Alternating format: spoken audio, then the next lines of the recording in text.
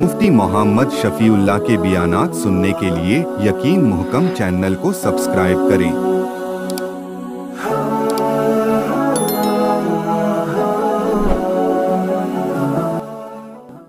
नहमदुहु व नुसल्ली अला रसूलिहिल करीम, अम्मा बअद फ़अऊज़ु बिल्लाहि मिनश शैतानिर रजीम, बिस्मिल्लाहिर रहमानिर रहीम।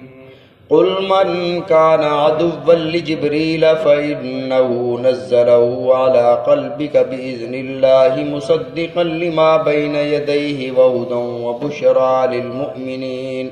सदक़ल्लाहुल अज़ीम। अल्लाहुम्मा सल्लि अला मुहम्मदिन व अला आलि मुहम्मद कमा सल्लैता अला इब्राहीम व अला आलि इब्राहीम इन्नका हमीदुम मजीद। अल्लाहुम्मा बारिक अला मुहम्मदिन व अला आलि मुहम्मद कमा बारकता अला इब्राहीम व अला आलि इब्राहीम इन्नका हमीदुम मजीद। साबिक़ा आयात में अल्लाह रब्बुल इज़्ज़त ने यहूदियों के करतूत इरशाद फरमाए कि कभी ये कहते थे कि जन्नत हमारी है, कभी कहते थे कि हम अल्लाह के पसंदीदा और महबूब हैं, कभी कहते थे कि यहूदी और नसरानियों के अलावा कोई जन्नत में नहीं जाएगा। पहली बात तो ये है कि जन्नत अगर इनकी है तो फिर मौत की तमन्ना करें, और ये हरगिज़ मौत की तमन्ना नहीं करेंगे। और अगर इन्हें 1000 साल भी ज़िंदगी दे दी जाए तो फिर भी ये जहन्नम में जाएंगे अगर ये हज़रत रसूलुल्लाह सल्लल्लाहु अलैहि वसल्लम पर ईमान न लाए। नबी अलैहिस्सलातु वस्सलाम की नबूवत और रिसालत पर ईमान लाने के मुख्तलिफ बहाने करते थे। कभी कहते असल में हम ईमान इसलिए नहीं लाते कि आप बनु इस्माइल से तशरीफ़ लाए हैं, अगर बनु इसराइल से आते फिर तो हम आपकी नबूवत तस्लीम कर लेते। बनु इस्माइल से है ना, इसलिए हम आपकी नबूवत का इकरार नहीं करते। कभी कहते हम इसलिए ईमान नहीं लाते कि ये जो वही है कुरान मजीद लाने वाला जो फरिश्ता है ये जिब्राइल लाया है। जिब्राइल तो है हमारा दुश्मन, जितने भी अजाब आए बस्तियों को तबाह किया जिब्राइल ने।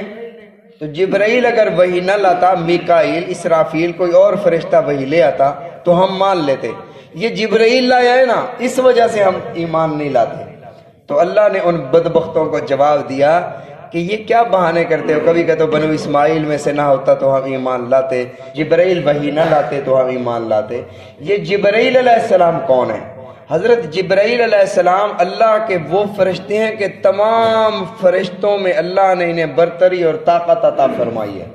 रसूलुल्लाह सल्लल्लाहु अलैहि वसल्लम ने इरशाद फरमाया कि जिब्राइल अलैहिस्सलाम को मैंने उनकी असली सूरत में जब देखा, जिब्राइल अलैहिस्सलाम वैसे इंसान की शक्ल में नबी अलैहिस्सलातु वस्सलाम की खिदमत में हाजिर होते थे। 2 दफ़ा रसूलुल्लाह सल्लल्लाहु अलैहि वसल्लम ने जिब्राइल अलैहिस्सलाम को असली शक्ल सूरत में देखा। आका अलैहिस्सलातु वस्सलाम ने इरशाद फरमाया कि जिब्राइल अलैहिस्सलाम जब असली शक्ल में आए तो उनके कदम ज़मीन पर थे और सर जो है वो आसमान को लग रहा था। और जब उन्होंने पर फैलाए, जिब्राइल अलैहिस्सलाम को अल्लाह ने 600 पर अता फरमाए हैं। और इसका जिक्र कुरान मजीद में है, सूरह फातिर में हज़रत जिब्राइल अलैहिस्सलाम को अल्लाह ने 600 पर अता फरमाए। रसूलुल्लाह सल्लल्लाहु अलैहि वसल्लम ने इरशाद फरमाया कि जब जिब्राइल अलैहिस्सलाम ने परों को यूं फैलाया तो मशरिक़ व मगरिब ढांप गए, यानी पूरा आलम ढांप लिया। इतने बड़े फरिश्ते हैं जिब्राइल अलैहिस्सलाम, इतना बड़ा कद है ज़मीन से आसमान तक। और ताकत कितनी है, ये जिस तरह परिंदों के पर होते हैं इस तरह के तो उनके पर नहीं है। एक पर हजरत जिब्राइल अलैहिस्सलाम ने लूत अलैहिस्सलाम की बस्ती को उठाया, फजअलना आलियाहा साफिलाहा, आसमानों तक ले गए और वहां से पलट दिया। ताकत इतनी ज्यादा है। उड़ते किस कदर तेज हैं। हजरत यूसुफ अलैहिस्सलाम को जब कुएं में डाला जा रहा था और भाइयों ने धक्का दे दिया, तारीख में ऐसा वाकया नहीं गुजरा होगा, छोटे भाई को अगर कोई मार रहा हो तो वो बड़े भाई को बुलाता है, लेकिन यहाँ बड़े भाई छोटे भाई को रात की तारीकी में जब अंधेरे से छोटे बच्चों को डर लगता है तो अपने भाई को उठाकर अंधेरे कुएं में फेंक रहे हैं। जब धक्का दे दिया, जिब्राइल अलैहिस्सलाम फरमाते हैं कि अल्लाह ने फरमाया जिब्राइल जल्दी जाओ, मेरा यूसुफ नीचे गिरने ना पाए, चोट ना लगे, नीचे ना गिरे, जल्दी से इसे नीचे पर देना है। जिब्राइल अलैहिस्सलाम फरमाते हैं कि मुझे नहीं पता था कि यूसुफ अलैहिस्सलाम को दुनिया के किस कुएं में फेंका गया है। फरमाया मैंने पूरी रूए ज़मीन पर पूरी दुनिया के कुओं का चक्कर लगाया اور یوسف علیہ السلام کے زمین پر گرنے سے پہلے جا کر نیچے پر دے دیے، یعنی تیز اس قدر اڑتے ہیں حضرت جبرائیل علیہ السلام، سارے فرشتوں کے سردار ہیں۔ حضرت آدم علیہ السلام سے لے کر رسول اللہ صلی اللہ علیہ وسلم تک جتنے بھی انبیاء علیہ الصلوۃ والتسلیمات تشریف لائے، ہر نبی کے پاس خدمت کے لیے، ہر نبی کے پاس حاضری کے لیے، ہر نبی کے پاس وحی لانے والے حضرت جبرائیل علیہ السلام تھے۔ حضرت جبرائیل علیہ السلام فرشتوں کے سردار، وحی لانے والے فرشتے، اور ان کی طاقت کو اللہ نے قرآن مجید میں ارشاد فرمایا ذی قوت عند ذی العرش مکین، جتنے بھی فرشتے ہیں وہ مقربین ملائکہ ہیں، وہ عرش کو تھامنے والے فرشتے ہیں، وہ حولین، وہ عرش کا طواف کرنے والے جتنے بھی فرشتے ہیں، ان سارے فرشتوں پر اللہ نے جو برتری عطا فرمائی حضرت جبرائیل علیہ السلام کو عطا فرمائی، شان عطا فرمائی حضرت جبرائیل علیہ السلام کو عطا فرمائی۔ جبرائیل کا معنی ہے عبداللہ، اللہ کا بندہ، میکائیل کا معنی ہے اللہ کا بندہ۔ بہرحال یہ آیت نازل کیوں ہوئی، اس کا پس منظر کیا ہے؟ یہود رسول اللہ صلی اللہ علیہ وسلم کی خدمت میں آ کر مختلف قسم کے سوالات کیا کرتے تھے۔ ایک دن ایک وفد آیا اور آ کر کہا کہ ہم کچھ آپ سے سوال کرتے ہیں، اگر آپ نے ان کے صحیح جواب دے دیے تو ہم مسلمان ہو جائیں گے۔ رسول اللہ صلی اللہ علیہ وسلم نے ارشاد فرمایا، جس طرح یعقوب علیہ السلام نے اپنے بیٹوں سے قسم لی تھی کہ تم اس اپنے بھائی کی حفاظت کرو گے، اسے لے کر جا رہے، انہوں نے قسمیں کھائیں کہ ہم اس کی حفاظت کریں گے، تم بھی قسمیں کھاؤ کہ اگر میں نے صحیح جواب دے دیے تو تم مسلمان ہو جاؤ گے، تم اسلام قبول کر لو گے۔ انہوں نے قسمیں کھائیں۔ وفد نے جب قسمیں کھا لیں تو انہوں نے سوالات شروع کیے۔ سب سے پہلا سوال یہ تھا کہ یعقوب علیہ السلام نے کون سا کھانا اپنے اوپر حرام کیا تھا اور کیوں کیا تھا؟ یعنی وہ چیز تو حلال تھی، جس طرح انسان قسم کھا لیتا ہے کہ آج کے بعد یہ میں نہیں کھاؤں گا۔ جس طرح رسول اللہ صلی اللہ علیہ وسلم ایک کسی زوجہ کے پاس تشریف لے گئے اور آپ نے شہد کھایا ہوا تھا، زوجہ نے آپس میں صلاح کی، تھا نہیں ایسے، آپس میں کہا کہ نبی علیہ الصلوۃ والسلام جب تشریف لائیں گے نا تو ہم کہیں گے کہ یا رسول اللہ آج آپ نے کوئی چیز ایسی کھائی ہے کہ آپ کے منہ مبارک سے فلاں چیز کی بو آ رہی ہے۔ نبی علیہ الصلوۃ والسلام جب پہنچے، انہوں نے جب ایسے کہا، آپ نے فرمایا میں نے تو اور کوئی چیز نہیں کھائی، میں نے شہد ہی کھایا ہے اور آج کے بعد میں شہد نہیں کھاؤں گا۔ تو رسول اللہ صلی اللہ علیہ وسلم نے انہیں بھی منع فرمایا کہ کسی اور کو نہیں بتانا کہ یہ میں نے قسم کھا لی ہے، شہد نہیں کھاؤں گا۔ اللہ تعالیٰ نے سورہ تحریم نازل فرمائی، یا ایھا النبی لم تحرم ما احل اللہ لک، اے میرے نبی پاک صلی اللہ علیہ وسلم آپ اس چیز کو کیوں حرام فرماتے ہیں جس چیز کو خدا نے حلال کیا ہے؟ تو حضرت یعقوب علیہ السلام بیمار ہو گئے، نبی علیہ الصلوۃ والسلام نے جواب دیا کیا چیز حرام فرمائی؟ اپنے اوپر قسم کھا کر یہ چیز نہیں کھاؤں گا۔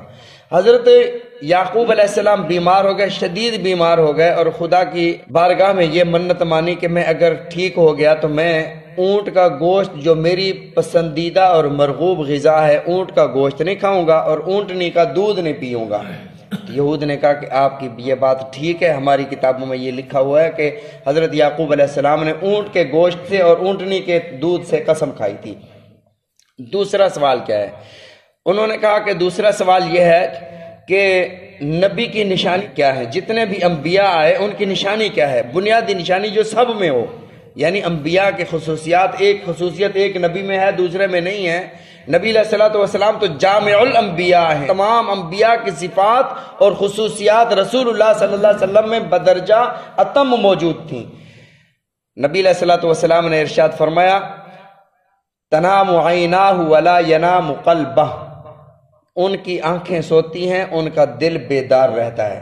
نبی علیہ الصلوۃ والسلام کی اپنی خصوصیت بھی یہ تھی کہ آنکھیں سوتی ہیں دل بیدار رہتا ہے، اس وجہ سے آپ کا وضو بھی سونے سے نہیں ٹوٹتا تھا۔ ہم اور آپ سو جائیں تو ہمارا وضو ٹوٹ جاتا ہے، نبی اگر سو جائیں تو ان کا وضو نہیں ٹوٹتا، نیند کرنے سے ان کا وضو نہیں ٹوٹتا۔ نبی علیہ الصلوۃ والسلام نے جب یہ ارشاد فرمایا تو کچھ لوگوں نے کہا، اس بات کا اعتراض کر دیا کہ رسول اللہ صلی اللہ علیہ وسلم کی یہ بات آنکھوں کو نیند آتی ہے دل بیدار رہتا ہے۔ وہ واقعہ حضرت بلال رضی اللہ تعالیٰ عنہ نبی علیہ الصلوۃ والسلام لشکر کے ساتھ تشریف لا رہے تھے، پڑاؤ فرمایا اور فرمایا کہ کون جگائے گا نماز کے لیے، فجر کی نماز کے لیے کون جگائے گا؟ حضرت بلال رضی اللہ تعالیٰ نے عرض کیا یا رسول اللہ میں جگاؤں گا۔ آپ ایک اونٹ کے پالان کے ساتھ ٹیک لگا کر سہارے سے بیٹھ گیا کہ جیسے ہی اس طرف مشرق کی طرف منہ کر کے کہ جیسے ہی صبح صادق طلوع ہوگی میں اٹھ کر اذان دے دوں گا اور نماز کے لیے سارے جاگ جائیں گے، ہم نماز پڑھ کے قافلہ پھر آگے چل پڑے گا۔ حضرت بلال رضی اللہ تعالیٰ عنہ کو بھی نیند آ گئی، نبی علیہ الصلوۃ والسلام کو، سارے قافلے سمیت سب کو نیند آ گئی، اور بیدار اس وقت ہوئے جب سورج طلوع ہو کر اپنی حرارت برسا رہا تھا، گرمی ہو گئی، تو اس سے نبی علیہ الصلوۃ والسلام سب سے پہلے بیدار ہوئے۔ اللہ کے نبی صلی اللہ علیہ وسلم نے فرمایا کہ بلال کو بلاؤ، اس نے کہا تھا کہ میں جگاؤں گا، اور اس کے بعد اللہ کے نبی صلی اللہ علیہ وسلم نے ایک جملہ ارشاد فرمایا کہ پہلے قافلے کا پڑاؤ یہاں سے ختم کرو، یہاں سے چلو کسی دوسری جگہ، وہاں جا کر ہم نماز پڑھیں گے، اس جگہ پر شیطان کا اثر ہے۔ معلوم ہوا کہ جس گھر میں، جس کوٹھی میں، جس جگہ میں، جس رہائش گاہ میں انسان کی نماز قضا ہو رہی ہے، اس میں شیطان کا اثر ہوتا ہے۔ بسا اوقات ہمارے ساتھ بھی ایسا ہوتا ہے کہ پڑھ رہے ہیں تو نوافل، تہجد سب کچھ پڑھ رہے ہیں، اور کہیں کہیں ایسا ہو جاتا ہے کہ نماز فرض بھی مشکل ہو جاتی ہے، تو یہ شیاطین کا اثر ہوتا ہے۔ نبی علیہ الصلوۃ والسلام نے ارشاد فرمایا یہاں سے جلدی چلو۔ اور ایک مسئلہ بھی سمجھ رہے ہیں، رات آپ سوئے ہیں، نیند آ گئی ہے، فجر کو آپ نماز کے لیے بیدار نہیں ہو سکے، وقت چلا گیا، یا کوئی بھی نماز ہے اس کے لیے نیند آ گئی ہے، بھول گئے ہیں، نماز بھول گئے ہیں، وقت پہ ادا نہیں کر سکے، جیسے ہی یاد آئے یا جیسے ہی بیدار ہوں فوراً وضو کر کے آپ نماز قضا کر لیں، تو اس قضا کا گناہ نہیں ہوگا۔ ہماری عادت یہ ہے کہ چلو ظہر کے ساتھ پڑھ لیں گے، یا عصر کے ساتھ، یا عشاء کے وقت آج کی فجر کی قضا کر لیں گے۔ کسی بھی وقت نماز قضا کرو تو قضا ہو جاتی ہے، لیکن خود سے اتنی تاخیر کر دینا کہ ظہر کے ساتھ پڑھ لیں گے یا شام کو پڑھ لیں گے، جتنا آپ دیر کرتے چلے جائیں گے آپ کے نامہ اعمال میں گناہ لکھتا جائے گا۔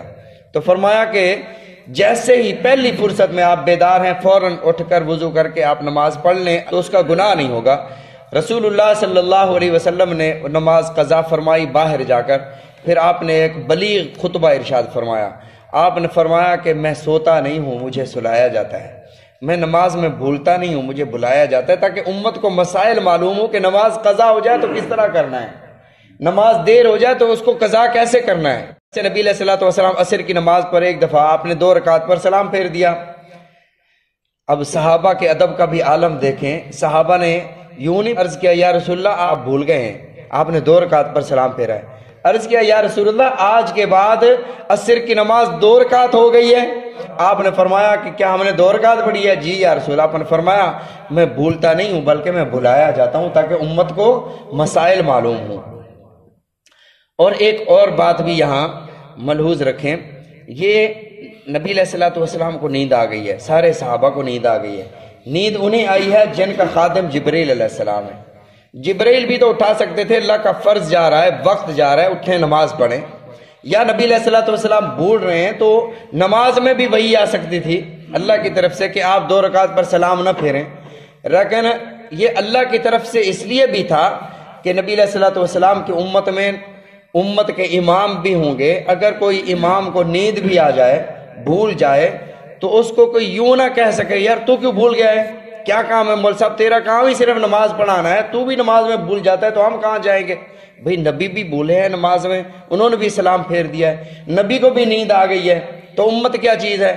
اس لیے حکم یہ ہے کہ اگر کبھی کوئی امام اگر 1-2 منٹ تاخیر ہو جائے، لیٹ ہو جائے، تو نماز کا انتظار کرنے کا بھی ثواب ملتا ہے۔ جو انتظار نہیں کرتا، انتظار ختم کر دیتا ہے، اس کا ثواب وہاں رک جاتا ہے۔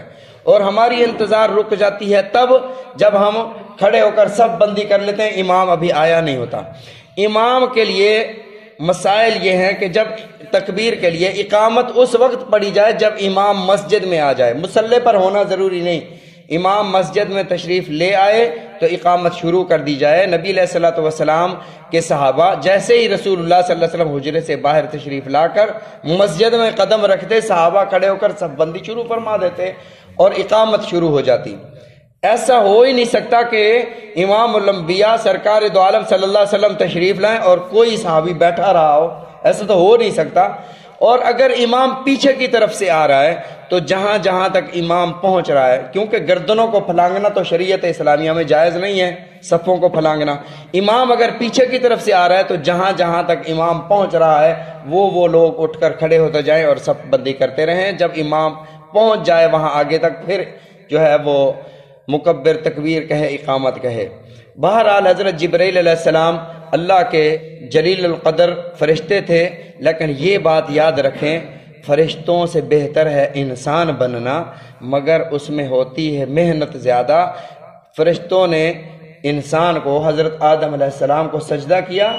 فرشتوں کا مقام انبیاء سے کم ہے، لیکن باقی تمام انسانوں سے فرشتوں کا مقام زیادہ ہے۔ اور فرشتوں کے لیے اللہ نے ایک جملہ ارشاد فرمایا، لا یعصون اللہ ما امرہم ویفعلون ما یؤمرون، جو انہیں حکم دیا جاتا ہے وہ کر گزرتے ہیں، وہ ذرہ برابر بھی خدا کی نافرمانی نہیں کرتے، کیونکہ وہ پیدا ہی عبادت کے لیے کیے گئے ہیں، نہ انہیں بھوک لگتی ہے، نہ ان کے اندر خواہشات ہیں۔ اللہ نے انسان کے اندر سب کچھ رکھ دیا، خواہشات بھی رکھ دیں اور ضرورتیں بھی رکھ دیں، عبادات کے لیے بھی مقرر فرما دیا۔ اسی لیے روزے میں اگر بھول کر کوئی کھا لے تو روزہ نہیں ٹوٹتا، بھول کو اللہ معاف فرماتے ہیں۔ نماز میں بھول ہو جائے، سجدہ صاحب سے اس کا ازالہ کر لو تو نماز ہو جاتی ہے۔ فرشتوں سے کوئی بھول ہی نہیں ہوتی، جو اللہ نے جیسے حکم فرمایا، نبی علیہ الصلوۃ والسلام نے ارشاد فرمایا جو فرشتہ رکوع میں ہے وہ رکوع میں ہے، وہ قیامت تک رکوع میں رہے گا۔ جو فرشتہ سجدے میں ہے وہ قیامت تک سجدے میں رہے گا۔ جو فرشتہ قیام میں ہے وہ قیامت تک قیام میں رہے گا۔ جو جس کی حالت میں جیسے اللہ نے اسے حکم فرما دیا ہے ویسے ہی رہے گا۔ یہ جامع العبادات اللہ نے انسانوں کو عطا فرمائی ہیں کہ نماز پڑھتا ہے، ان کی عبادت آ گئی، جو قیام میں ہے ان فرشتوں کی عبادت بھی کر رہا ہے۔ کوئی فرشتے رکوع میں ہے تو یہ رکوع بھی کرتا ہے، ان کی عبادت میں بھی شریک۔ تو اسی طرح جامع العبادات، ساری عبادتوں کی جامع نماز اللہ نے مسلمانوں کو عطا فرمائی۔ یہ نماز پڑھتے ہیں تو فرشتے ایک جز کر رہے ہیں، رکوع میں ہیں یا قیام میں ہیں یا سجدے میں ہیں یا سبحان ربی العظیم میں ہیں، سبحان ربی الاعلیٰ میں ہیں یا تشہد میں ہیں۔ اللہ نے ساری عبادتیں امت مسلمہ کو عطا فرما دی ہیں۔ باقی انشاءاللہ العزیز کل ذکر کریں گے۔ اللہ تعالی ہم سب کو سمجھنے کی، عمل کرنے کی توفیق عطا فرمائے۔ نبی علیہ الصلوۃ والسلام کے فرامین سمجھنے کی، عمل کرنے کی توفیق عطا فرمائے۔